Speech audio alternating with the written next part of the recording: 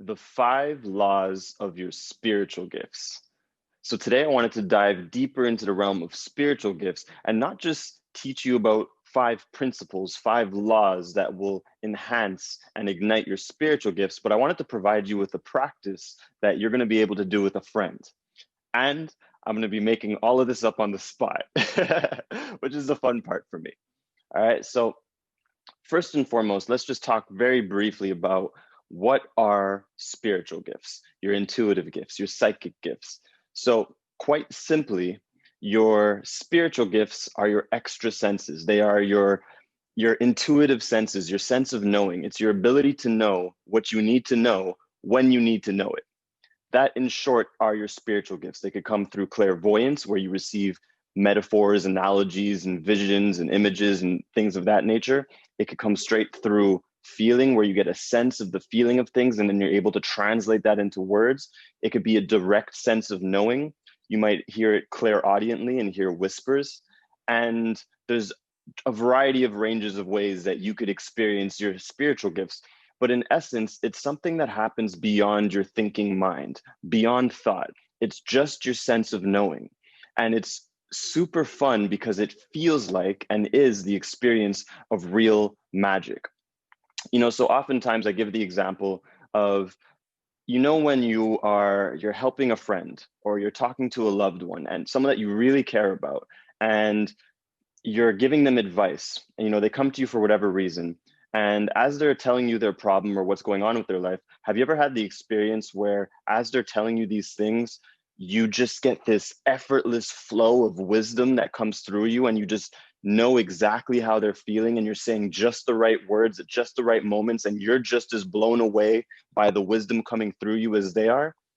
That is your spiritual gifts. That's the channeling state, and so people experience this in a variety of different ways. And often people stumble upon this when they are helping others, whether it's just casually where you just have friends who just feel like you're a safe person to open up to. And so you give them this genius advice that you don't know where it comes from, or you're a psychologist or a life coach or a hypnotist or something of that nature.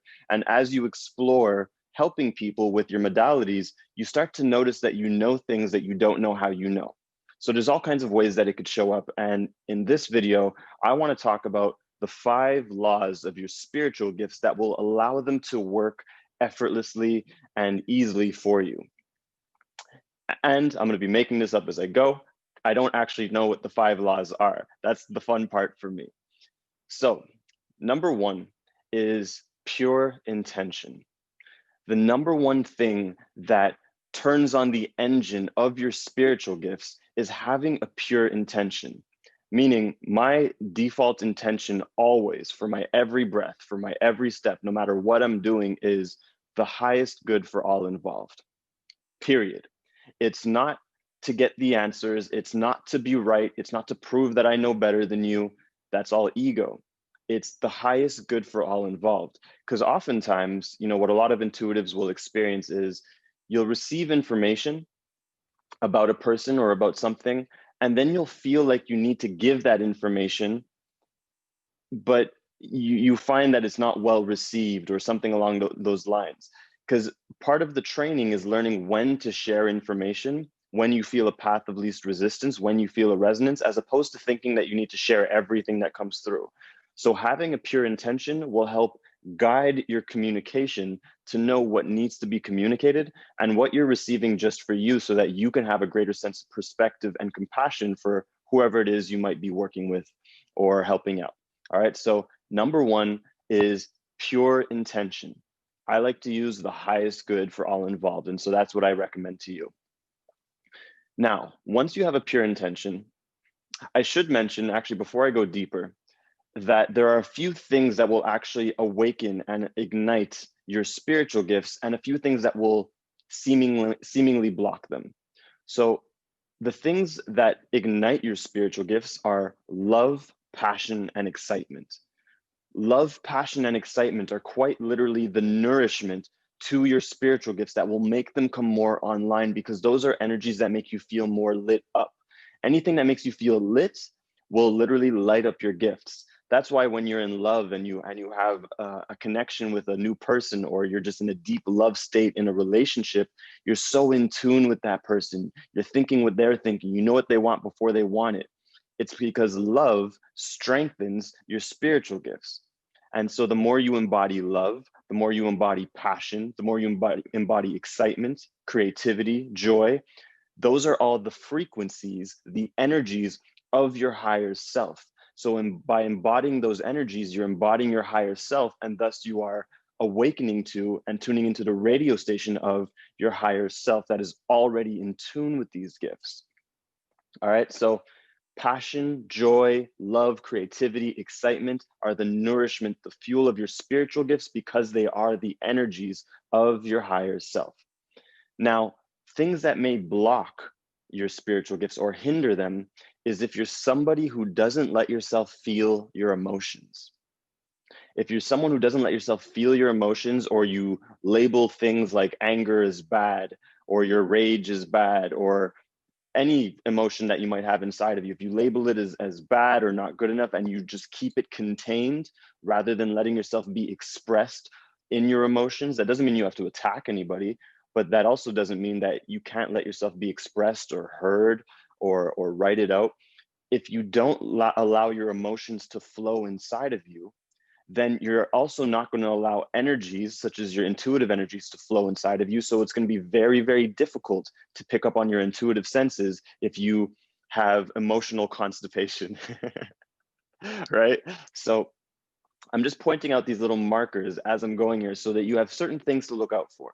So it's important to let yourself feel all your emotions without judgment and resistance, kind of like a dog, right? If you think of a dog, dogs feel every emotion. They feel sad, they might get angry, but because they have no resistance or judgment on their own emotions, it flows through them very quickly, and they can go from sad back to happy really, really quick because they don't hold it in and contain it.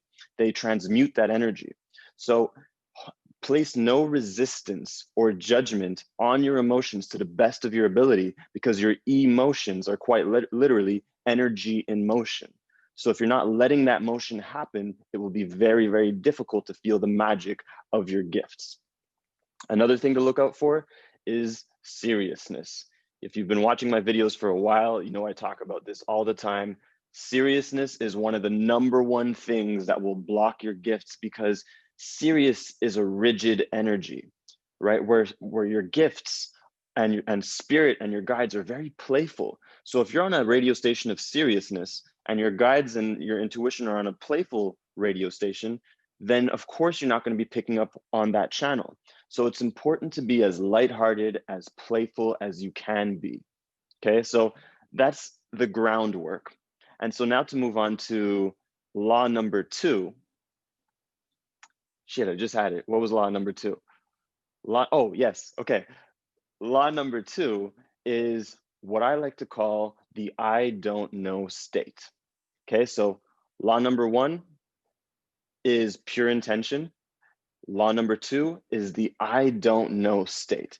See, here's what happens with people is like, when people ask you a question, if you feel like you have to know the answer when you actually don't know the answer, then it's very similar to trying to find information on your hard drive of your computer that's just not there. And so you're like scurrying through files and folders, as opposed to saying, I don't know. And then allowing yourself to access your inner Google to download the information.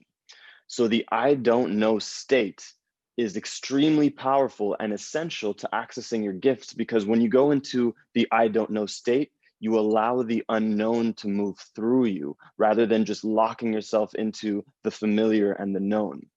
I've often said in previous videos that the 3 magic words for accessing your gifts are I don't know. So let me expand on this a little bit more. Very often, not only very often, all the time in session when I'm working with somebody, one of my greatest joys about those sessions is I genuinely have no idea what the answers are. Doesn't matter how long I've been doing this. When someone shows up, I don't pretend to know anything. I don't even think that I need to know anything. I show up in a very clueless, joyful, I don't know, blank slate, so that I can allow the unknown to move through me. Because here's what happens. When you go into the I don't know state, and I mean the state of I don't know, now you make yourself more open and receptive to feeling the subtle vibrations that are going to be hitting your field and your being so that you could get a clue from your clueless state, right? Being clueless allows you to get clues. So when someone speaks, if you're there thinking you need to know the answer, you're going to be listening to them like this. Uh-huh. Yeah. Okay, wait, that relates. Uh-huh. Yeah. And then you're using your own biases. But if you genuinely don't know, then you can allow them to speak. And what I personally do is, this is going to sound a little funny, but I don't listen when people speak. I don't listen with my ears. I listen with my field. I listen with my feeling. I allow myself to be completely in the unknown, to completely not know. And then that way, when people are speaking, I'm just listening to the frequencies, the subtle frequencies that are hitting my field and giving me clues. And I'm paying attention to the ones that ping me. You know, like, oh, okay, there's an interesting feeling. They said that thing. Wait, there's something there. There's something behind their words. So the I don't know state is magical, literally. So law number 2 is allow yourself to be in the unknown. Allow yourself to go into the I don't know state. Okay. Law number 3 is playfulness. So I know I spoke a little bit on playfulness already, but it's coming in now as something that's very important because, again, so many people are too serious when someone is telling them their problems, you know, or they go into states of sympathy or, oh, yeah, I feel you.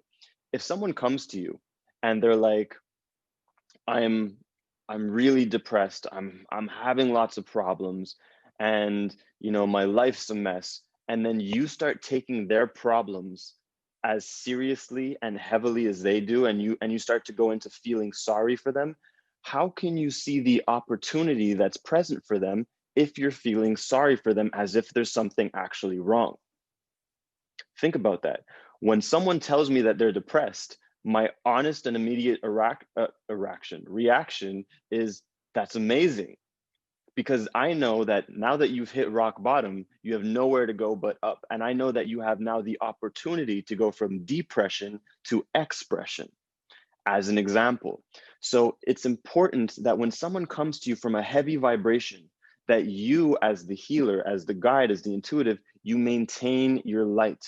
Because how are you going to give them information of higher vibrations if you're going down and you're feeling sorry for them or you're taking it too seriously?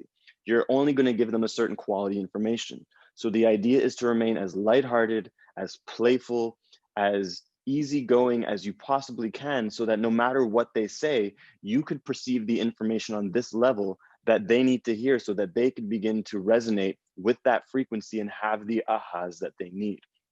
And in truth, someone that's coming to you from a heavy state, what they most need is lightness, right? This is where there's that beautiful quote that says, I'm not here to teach you. I'm here to love you, and love will teach you, right? So if someone's coming to you from a heavy state, the idea is not to try and give them the answers that they need to fix the problem that you think that they have, because they don't have a problem. They have an opportunity. They have an opportunity to expand. They have an opportunity to grow. So if you remain in a state of love and just love them, allow your love to move through you, and you know maybe crack jokes or whatever is just naturally coming through you, then they're naturally going to lighten up and loosen up. And then once they're in a lighter state and they maybe laugh a little bit, then there's going to be more room for your information to go through so that they can receive it and actually digest it, as opposed to trying to give them intuitive information when they're in a heavy state and trying to fix a problem.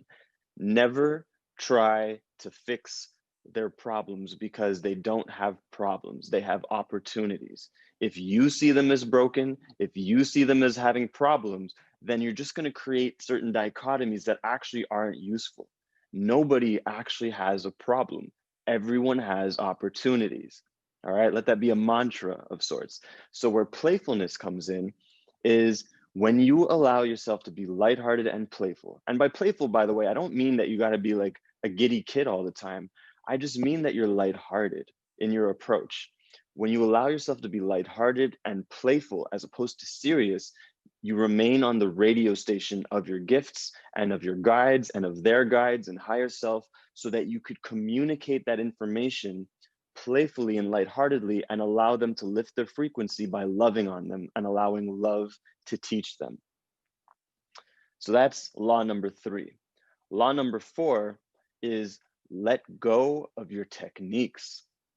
This is a big one, and I know a scary one for a lot of people, because if you are relying on a certain system or certain modality or certain techniques to help people, then you're not actually fully leaving room for your technology to take over, right? There's your techniques and there's your inner technology.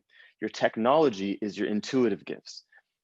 If someone comes to you and then you're like, okay, I have this process, and like, okay, I'm going to ask them this question and it's going to lead to this, and then I'm going to do this. This is a lot of what's taught in schools and trainings and whatnot. And it's a great starting point. It gives you a certain foundation, but if you stick to it too rigidly, then you're going to be missing out on the magic of your gifts and allowing your technology to create techniques for you that are actually more applicable to the person. So be willing to go off script and to let go of whatever techniques that you've been using and practicing for so long, especially if they feel rigid and heavy and serious. If they make you feel drained, there's a reason for it. Because when you're feeling drained or tired or heavy from using your own techniques, thinking that it's the client making you heavy, it's not. If you're feeling drained, it's simply because you're not allowing new energy to flow, and you're holding on to old ways of doing things. So this is a huge one.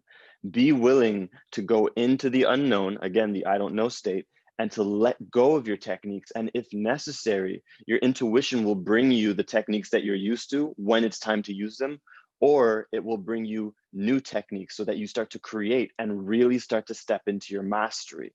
This is what mastery is all about. Your mastery is about being able to create at will, create infinitely, and to call forth the master in others, right? To resonate a frequency of mastery so that you bring them into the mastery of their own being. So let go of techniques and allow yourself to be willing to play. And if you want, what you could simply do is you can tell the person, you can say, you know what, normally I do this, but I have a feeling to go in this direction for some reason. I don't know why. It feels a little bit uncomfortable. I'm going to have to stretch myself, but I'm going to go this direction. If you simply communicate yourself, they're going to be more than happy to be like, yeah, sure, let's explore, because they recognize that you're following an intuition and they trust you. So let go of technique is law number 4 of your spiritual gifts. Law number 5. What is law number 5? One moment. Slowing down. Ooh, you see the perfect synchronicity of that? I had to take a moment to slow down, to tune into law number 5 of slowing down. So if you're in session with someone, or if you're helping someone and you feel like you need to overcompensate or give answers very quickly, as opposed to giving yourself permission to just be in silence for moments sometimes and allow yourself to not know. See how I keep going back to that one? It's really powerful.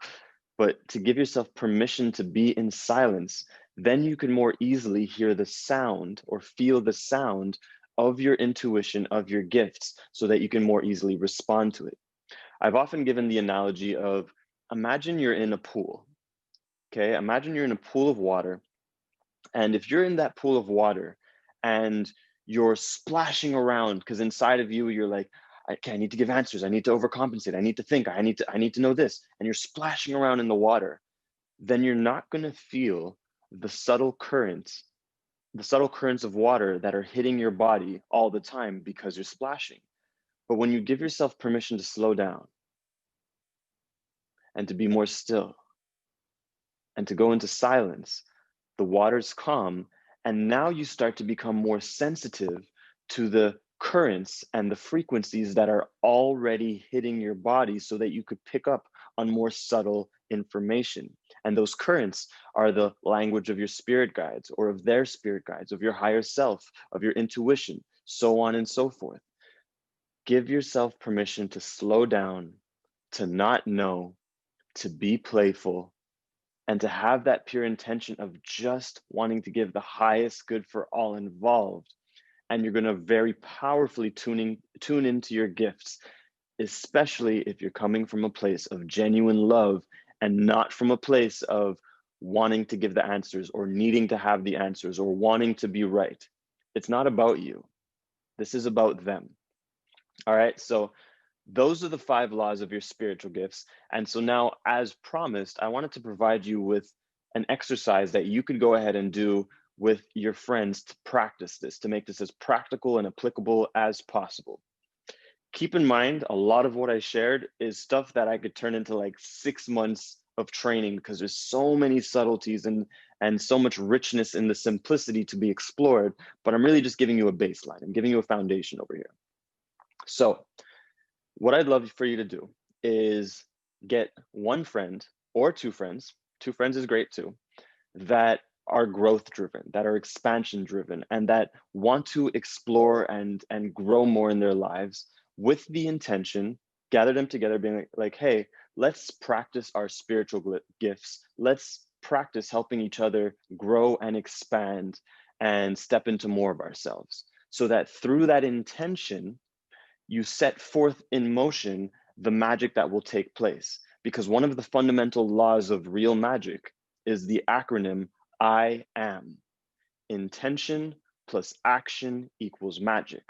Another way of looking at that is intuition plus action equals magic. Both are true.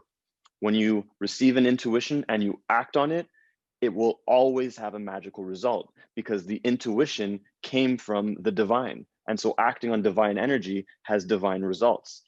Same is true with intention. So if you set the intention of, hey, let's grow together, let's create a space where we can step into more of ourselves and support each other and practice our spiritual gifts, that's an intention followed by an action, creating the playing field of magic for you to practice these things.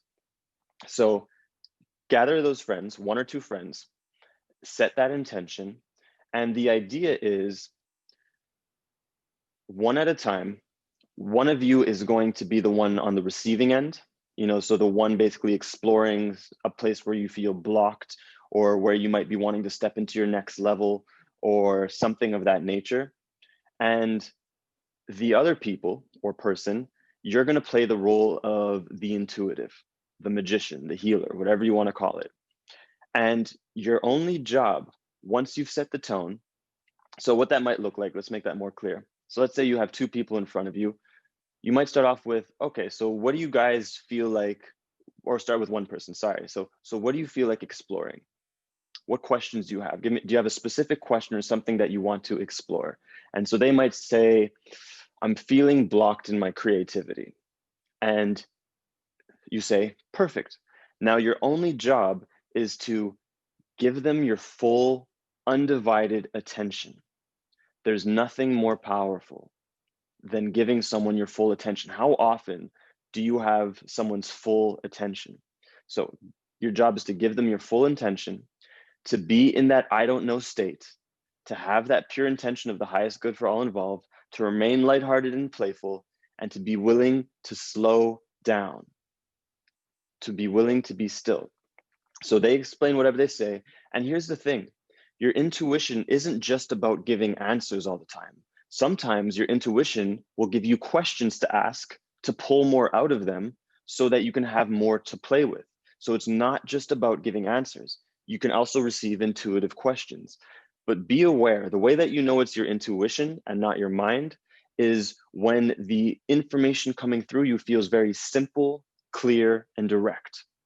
It usually has a texture feeling of being neutral or very light. It feels like wisps of light. For me, it honestly tickles me. That's why I giggle a lot of times in my videos or in my sessions, is because the intuition literally tickles me. And so that's why I laugh a lot. And so allow your intuition to give you questions that will lead you into a space. But if you start to find yourself guessing is of the mind, right? So it's not about guessing. Or if you're trying to give them answers, pay attention to the texture of the feelings that you're responding to. If it feels like guessing, if it feels like going in the mind and it feels more rigid and hard, just pay attention to that. Intuition will feel like light wisps of information, neutral or light, and it'll be very simple, clear, and direct. And it might simply be, why? Or tell me more.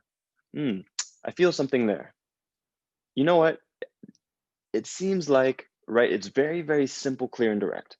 So that's your job, is just to explore with that in that way with the person, and maybe set a time limit of 15 minutes to half hour to begin with. If you want, you can go up to an hour. It's really up to you. Use your intuition to decide on a time. That way you don't spend too much time on one person, and you give the opportunity to switch around, because what will likely happen, since you're doing a group exercise, is you might get some of the puzzle pieces for this person, but then as you switch to you, some of the things that you're getting are something that this person needs to hear, because you're operating as a collective. All right, so be willing to follow where the intuitive flow goes. And so let me see, is there anything else to that exercise? I think it's pretty straightforward.